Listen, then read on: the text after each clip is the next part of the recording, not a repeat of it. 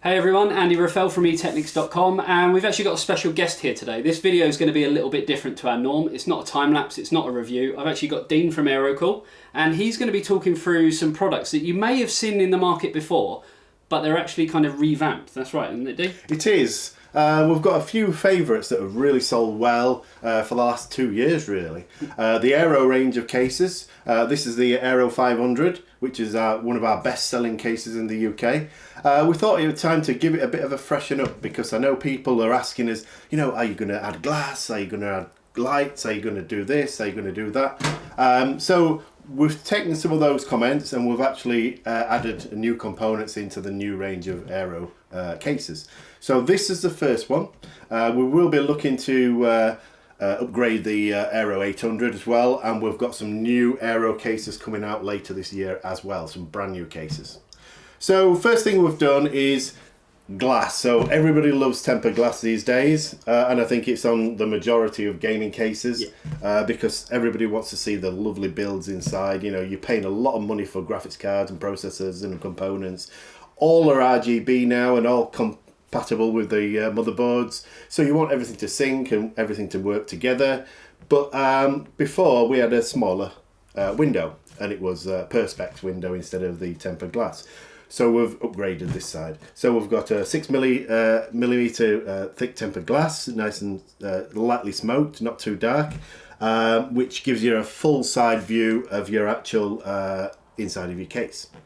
So something else we've done as well is, if you remember the Cylon case that Andy actually reviewed a couple of weeks ago, we've added the similar system into the lighting at the front, as you can see. And this gives you sort of more of a lighting instead of before. There was no lighting at the front at all. We have kept the optical drive bays in there because I think the people who are wanting this case do still want to put their Blu-ray players, etc. Yeah, even fan controllers and things like that. Yeah, you can still fit an Aerocool fan controller in there. That's you know, the touchscreen ones are still available, so you can put them in if you like. But also, you know, you can add in. We've got the new P7L240 water cooling system in now that you can add in. That you've got full RGB, so you can see the benefit of all the colours inside as well.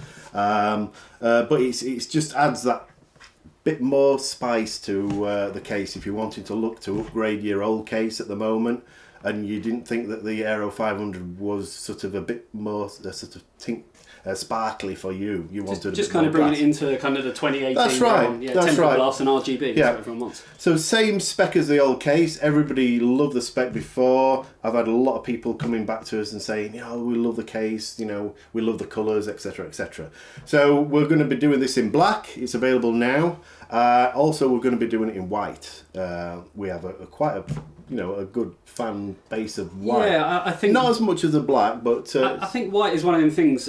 You know, I primarily put it down to like Apple and people like that. They've kind of gone with this whole clean, crisp thing, and I mean, you can see like the eTeknix Studios, everything is pretty much white in here. So it kind of makes sense. I think you've got to offer that to people. Yes, that's right. And you know, it's about 20% of the sales will probably be white out of the black.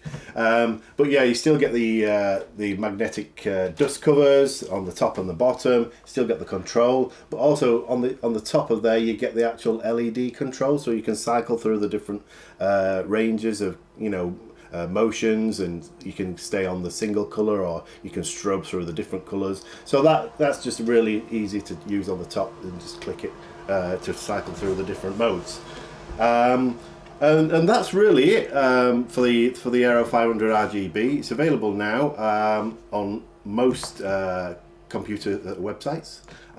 It's looking around about £45, which I think it's under £50. It's a pretty good for what you're getting. Yeah, I mean, we always sort of say tempered glass and RGB is always going to bump that price up, but it seems like you've managed to add them, but hasn't really added too much onto the price compared to the original. So hopefully, you know, it's going to do as well as this model. Yeah. Without them features as already done in the past. That's right. So yeah, you know, if you're looking to buy an Aero 500 RGB, have a look online. And I say there's many suppliers now, and our partners are selling it.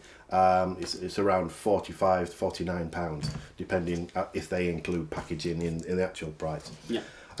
So that's it. But one thing else I wanted to talk about is an old favourite from years by. It's still going strong. The V3X case. We've actually added a bit more sparkle to this as well. So we've added a similar system to what we did with the Cylon, with the RGB on this one as well.